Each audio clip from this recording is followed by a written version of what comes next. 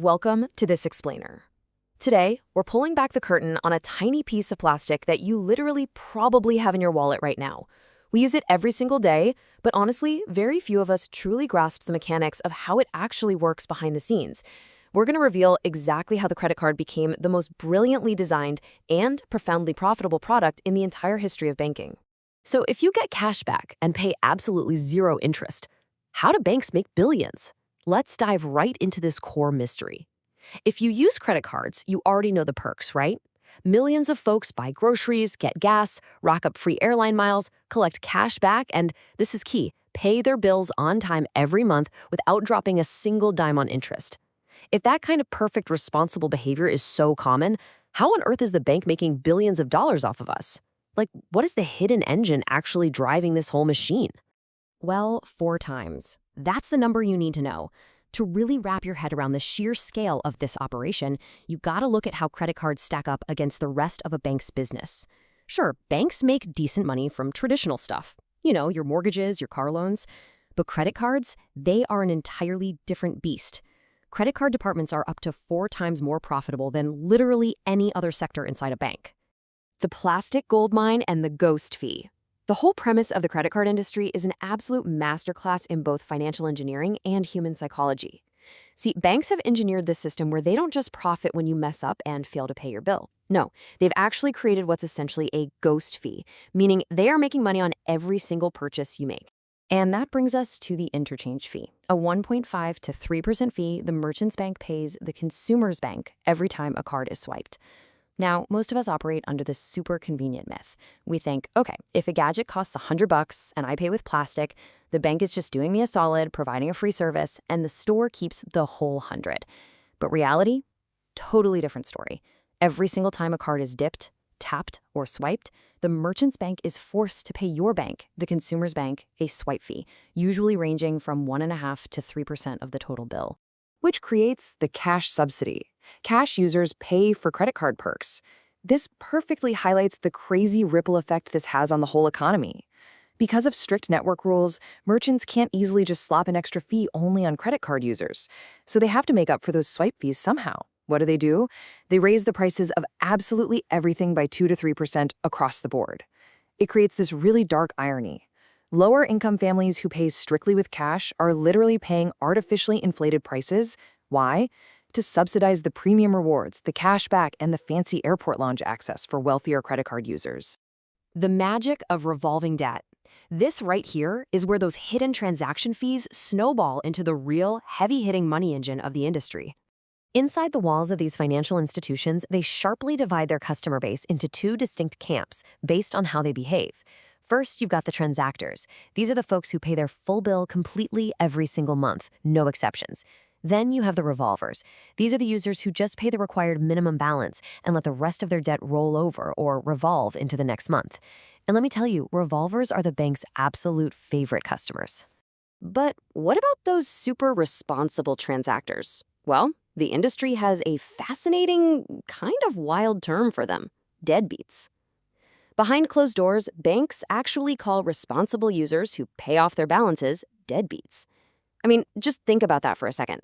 You are literally considered a deadbeat by your bank just because you're successfully avoiding paying them any interest. So why do they love revolvers so much? It all boils down to the net interest margin. Banks typically borrow money from central banks or depositors at incredibly low rates. We're talking maybe 3 to 4%. But when they turn around and lend that exact same money out to a credit card revolver, they charge an absolutely insane annual percentage rate of 20 to 25%. The profit generated from that huge spread is just staggering. Now, sure, banks will argue, hey, credit cards are unsecured risk, meaning there's no house or car they can repo if you default. But the data tells a different story. These interest rates are artificially jacked up so high that they effortlessly cover all those default losses and still leave the bank sitting on a massive 80% profit margin just from the revolver category alone.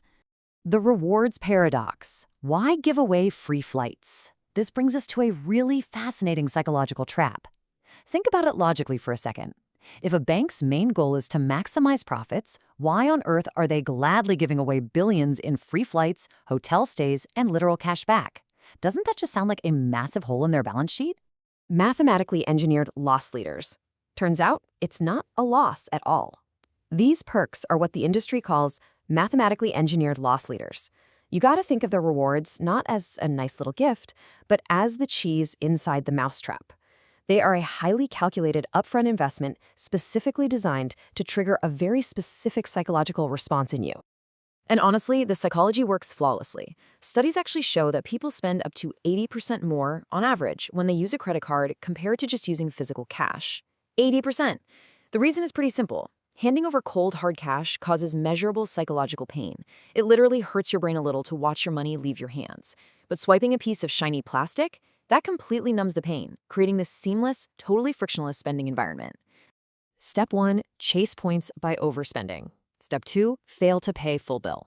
Step 3, pay huge interest. This frictionless environment naturally leads straight into the overextension trap, which plays out in 3 very predictable steps. First, you start overspending just to chase those sweet reward points. Next, because you overspent, you inevitably fail to pay the full balance at the end of the month. Finally, boom, you get hit with massive, punishing interest charges. A user might irresponsibly blow $5,000 just to earn $100 in points, fail to pay the bill, and end up paying $1,000 in interest. The bank takes an instant, massive win. The ancillary profit pillars and fine print. Even beyond the ghost swipe fees and those massive revolving interest rates, there's an entire secondary revenue stream hiding right there in the boring, tiny text that literally no one ever bothers to read. When you break down a credit card division's total revenue, about 85% comes from the swipe fees and interest charges we just talked about, but a very significant 15% comes purely from the fine print. And hey, in an industry dealing in the billions, 15% is an absolute mountain of cash generated completely through technicalities. The fine print trap. This includes premium annual fees from $95 to $695, flat late fees, and penalty APRs around 30%. So what exactly makes up this trap? First off, premium annual fees. High-end travel cards will charge you anywhere from $95 to nearly $700 just for the privilege of carrying the card, which hands the banks massive, guaranteed upfront liquidity. Then you've got the penalties. Miss a payment deadline by even a single minute. Bam, flat late fee.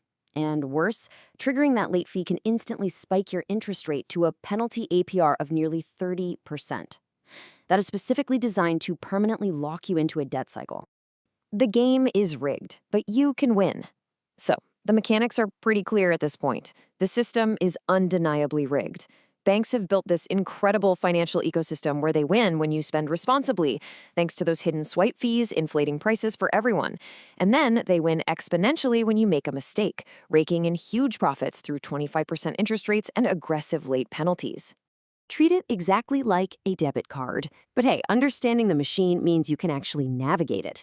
The big, actionable takeaway from this explainer is incredibly simple. You have to treat your credit card exactly like a debit card. If you don't have the cash sitting right there in your checking account today, do not swipe the plastic. You absolutely can extract the bank's rewards, get the buyer protection, and enjoy the cash back, but only if you commit to never giving them a single cent of your hard-earned money in interest. Are you a transactor or a revolver? Now that you know exactly how this multi-billion-dollar game of psychological chess is set up, how you play is entirely in your hands. So I'm going to leave you with one final, absolutely crucial question to ask yourself the next time you look at your finances. Are you playing the game as a transactor, or are you being played as a revolver?